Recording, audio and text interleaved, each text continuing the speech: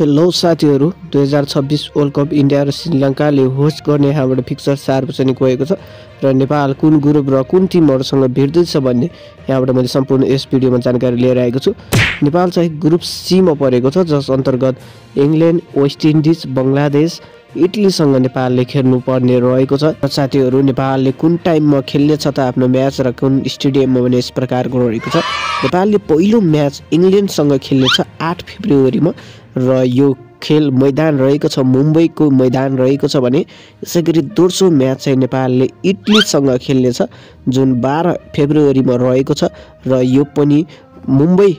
Cricket ग्राउन्डमा खेल्नेछ भने र यसैगरी तेस्रो म्याच रहेको छ नेपालको वेस्ट इन्डिज विरुद्ध र 15 फेब्रुअरीमा खेल्नेछ भने यो मैदान पनि रहेको छ मुम्बई स्टेडियम रहेको कारणले नेपालले अन्तिम चौथो म्याच भने बंगलादेश विरुद्ध 17 फेब्रुअरीमा खेल्नेछ र यो क्रिकेट स्टेडियम पनि मुम्बई रहेको छ अर्थात नेपालले सम्पूर्ण म्याच मुम्बई स्टेडियममा खेल्ने भएको छ। साथीहरु यो रहेको थियो नेपालको वर्ल्ड कप 2026 को फिक्चर र डेट र स्टेडियमको बारेमा रहेको थियो र अर्को भिडियोमा हामी ल्याउने छौं नेपालले के गर्नुपर्छ जित्नको लागि भन्ने।